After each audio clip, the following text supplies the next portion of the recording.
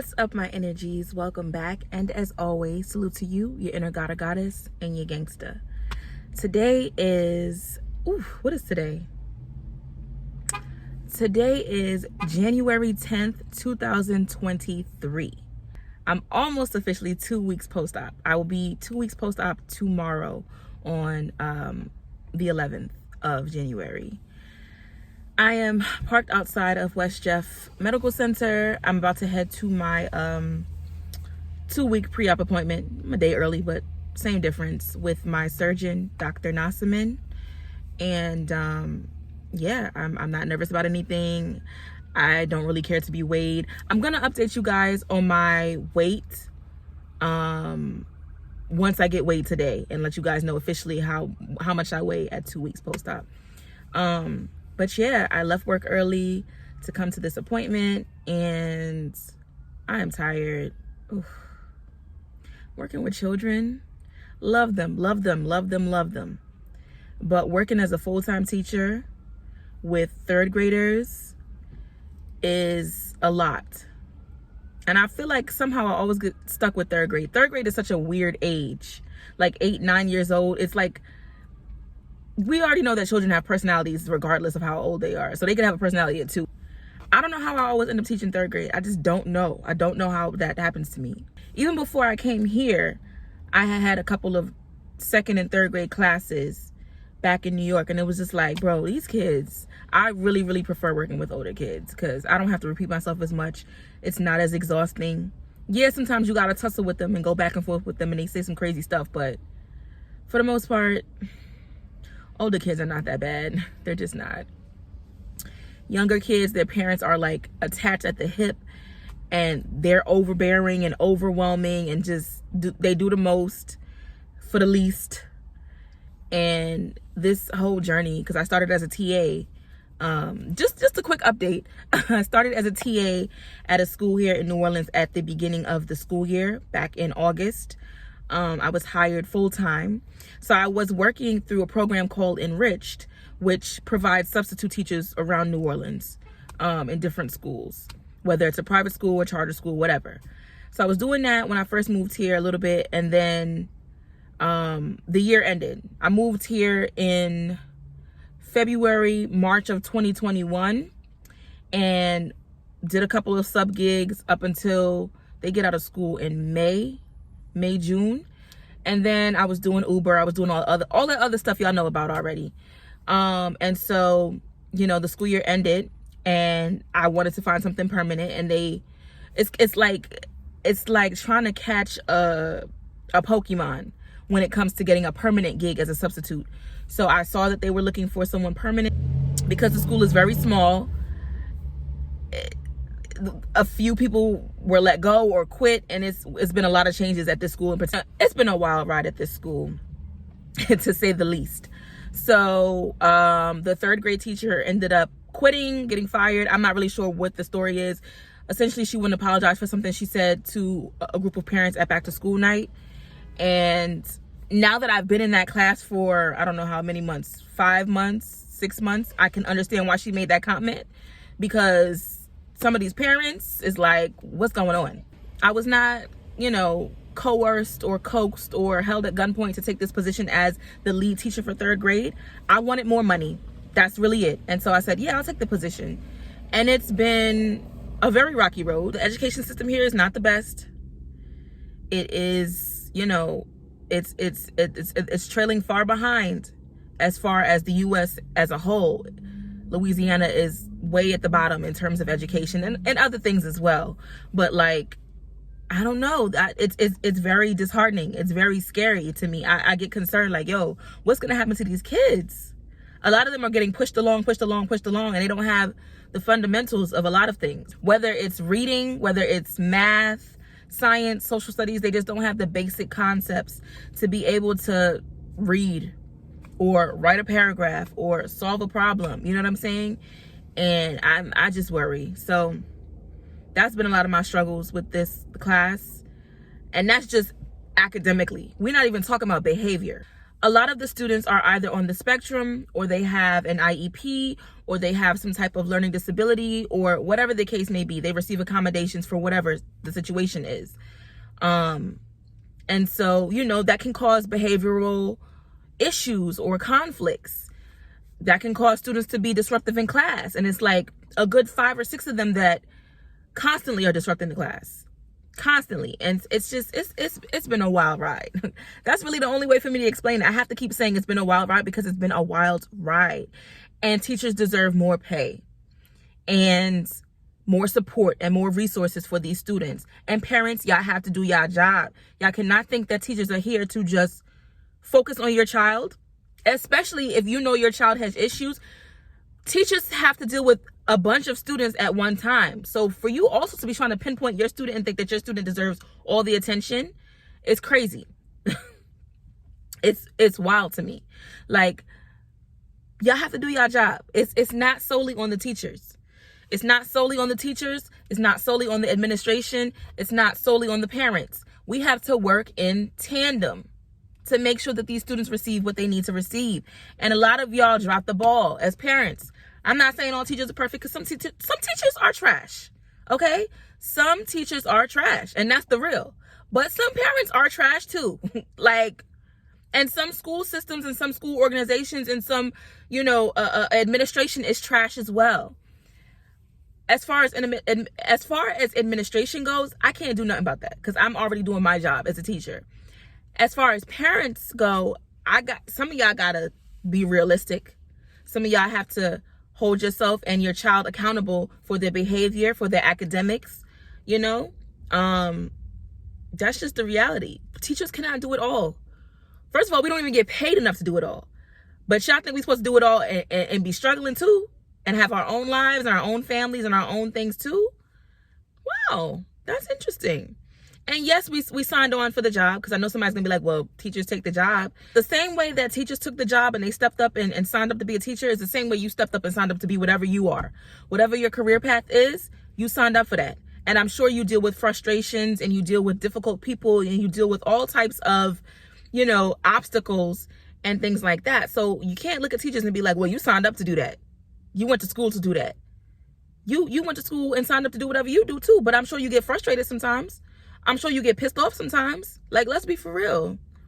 I don't know. I just think that I really do believe that teachers deserve more respect, more pay, more incentives, more resources, just so much.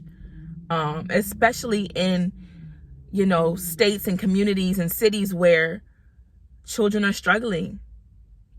They're struggling, and it's like, bro, what needs to be done? There needs to be a lot of reform. There needs to be a lot more money poured into the education system, as opposed to the prison system, as opposed to whatever else the money is being funneled into. I'm not into politics, and I'm not going to sit here and lie like I am, because I'm not. I know the education system here and in many other states across the U.S. needs heavy reform. Let me get off my soapbox on that. I have an appointment in 20 minutes. I'm gonna come back and update y'all on how that went. So I just got up here, and because I don't have a mask, she made me go back downstairs. I gotta go back downstairs to go get a mask, but she handed me this. So I don't know what I'm supposed to do with this, but that's interesting. At least I'm on time today. I'm early, actually. I'm 5 minutes early. I've been in that office like 3 or 4 times without a mask, but now it's required. Okay. Every time. Let's try this again. Sheesh. My blood pressure is good.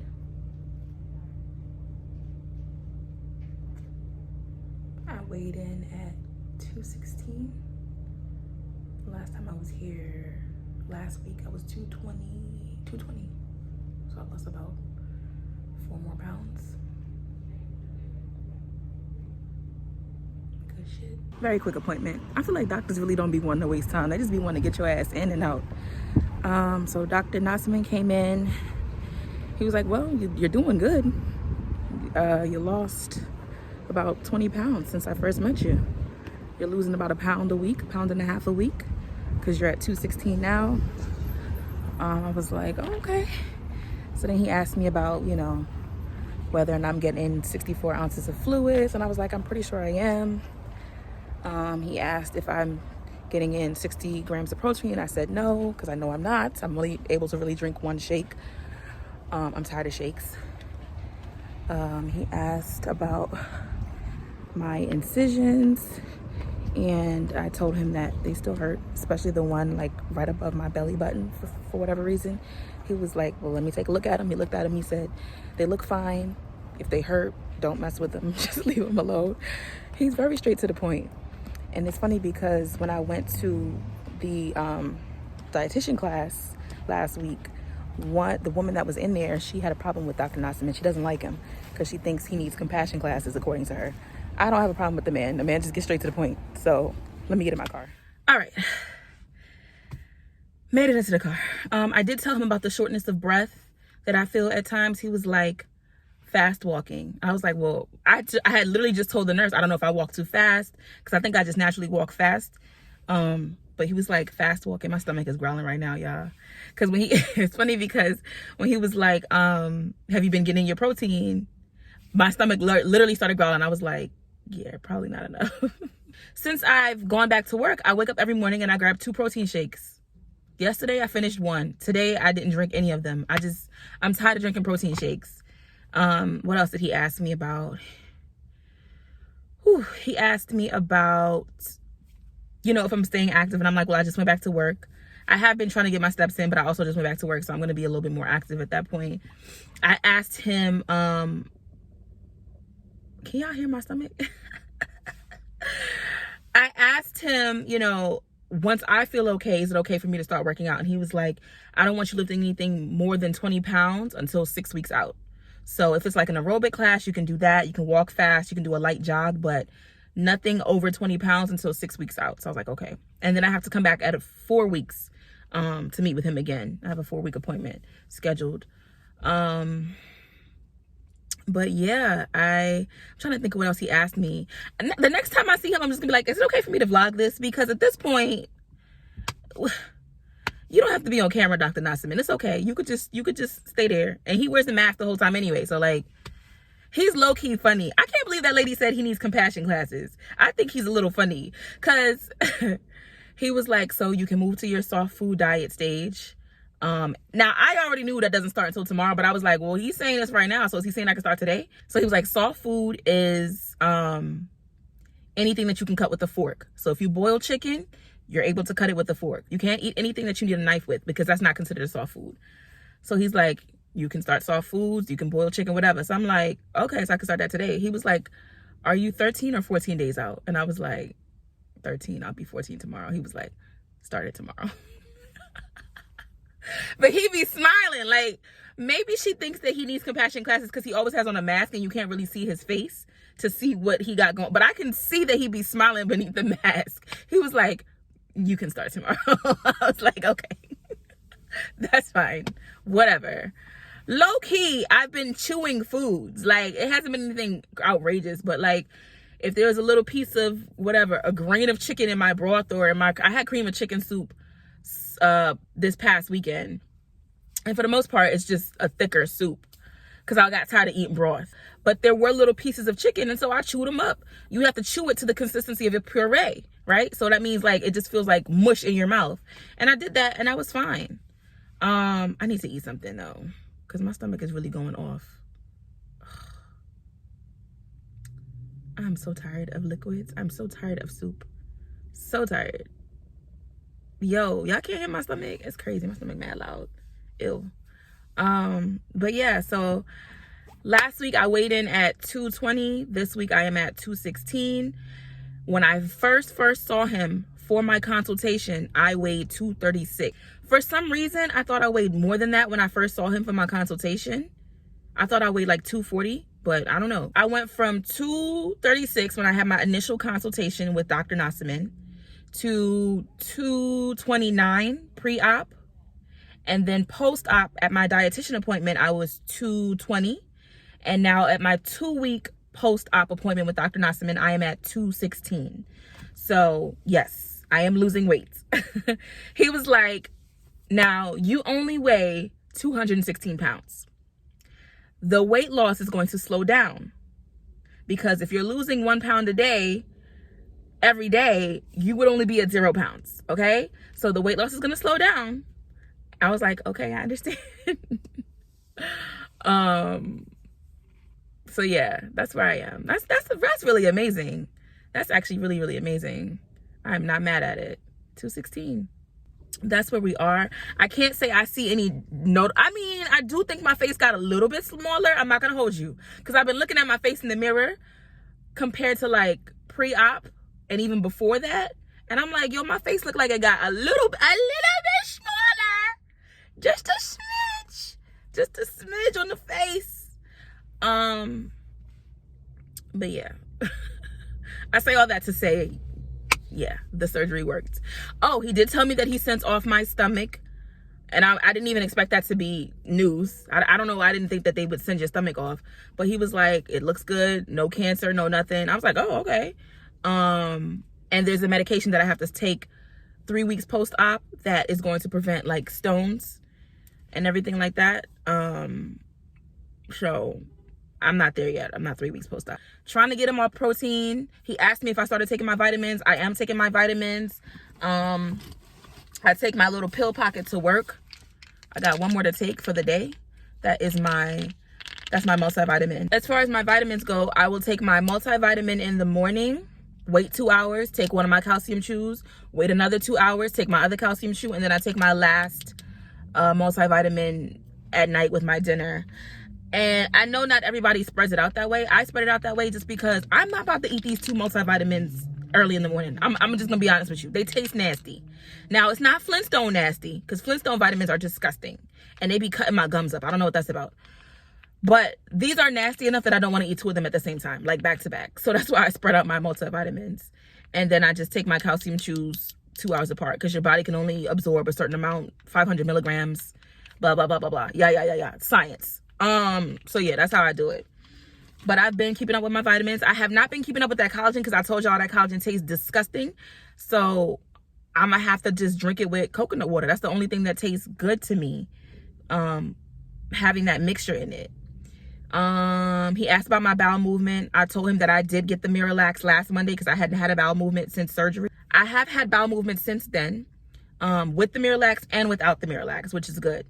So because I don't want to be dependent on nothing to make me poop. I've always been a good pooper. I'm a good pooper, okay? I'm happy that I have had bowel movements sans Miralax intervention. That is it. I think that's everything that we discussed. Yeah. The major key to having this tool, having this VSG surgery work for you, is to do what you're supposed to do. Yeah, you may slip up here and there. That's normal. That's fine. You're a human. I've slipped up here and there, and I told y'all about it. I've been very transparent about my little slip ups. But even my slip ups are calculated. Like when I had that little sliver of cake the day before I went straight into a liquid diet pre-op, I told myself, I'm not about to jeopardize my surgery, so I'm just going to have a little sliver of cake. The cake was literally this big. That was it. I just needed to taste it. Sometimes we just need to taste things because it's head hunger. I was like, I just need to taste it. That's it. I'm good. Washed my hands of it. But do what you're supposed to do. Do what you're supposed to do with this surgery. And it will work for you. Your tool will work for you if you do what you're supposed to do. Right? Down to when it comes to your pre-op diet. Now, prior to starting the pre-op diet, I was eating whatever because I said, listen, this is the last time I'm gonna be able to eat like this. I didn't gain any weight, thankfully, because he would not have liked to see that.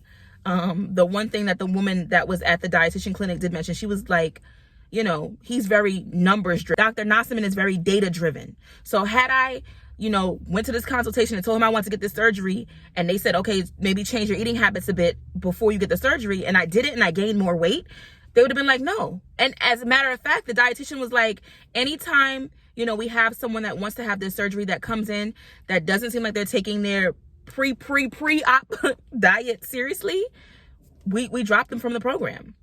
And so obviously I didn't know that, but I was like, yo, I'm just gonna eat what I want to eat. I'm gonna try to eat in moderation. I'm gonna try to mix in healthier options. This is the last time I'm gonna really be able to eat like this. So I'm gonna take advantage of it. I had pizza, I had hot dogs, I had nachos. I was eating good. I was trying not to eat as much, but I was still eating good.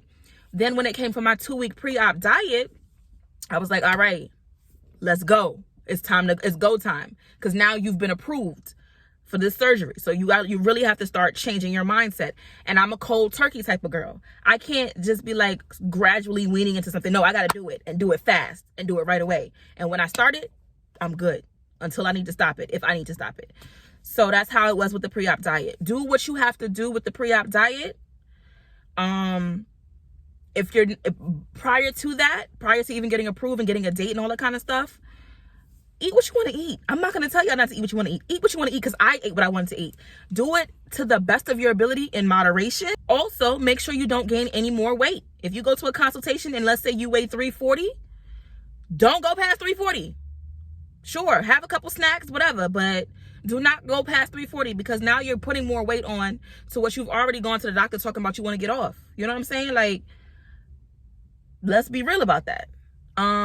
Be as active as you can. When I first had my consultation, the suggestion was be active for at least 30 minutes. And that's still the suggestion. Even post-op, that's still the suggestion. It really, really boils down to you doing what you're supposed to do. What your doctor advises. I'm no doctor. I am no doctor. I am no doctor. I'm telling you what I did. I'm telling you what did and did not work for me. But I am no doctor. I'm going to say that for the 4th time, because y'all be on here tripping. Do everything in moderation. Listen to your doctor, your dietitian. Ask questions. I think that's even more important than anything else. Ask questions, because you're not going to know unless you ask. And you may think you're doing something right, or you may think you're on the right track and you're absolutely not. And then you mess around and can't have your surgery, or there's complications and all that kind of stuff. So ask questions as well. Do what you have to do prior to your surgery. Do what you have to do after your surgery, and your tool is going to work for you. All the videos I've watched on VSG through this journey, everyone's been saying the same thing. Like, you're going to start to see signs of when you're full. When you see signs, do not take another bite. Do not take another sip. You are full. And I did not listen to my body last night, and I took another sip of soup, another sip of broth. Baby, it came right back out. Sure did. Sure did come right out. My stomach was like, girl, you funny as hell. Why you did that? Girl, we don't need that. You could have stopped. You could have stopped a spoonful ago.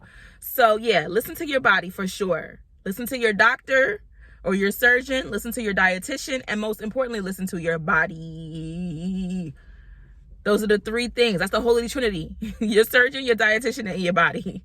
That was my 2-week post-op VSG checkup with my doctor. Things are going good. Your girl is losing weight. And I think also the appointment was so quick and so brief because I'm doing what I'm supposed to do for the most part. So by the time you guys see this, I will have probably been through my first week of my soft food stage. I'm not sure yet. We'll see when I post this video. That's all I got. I'll catch y'all in the next video.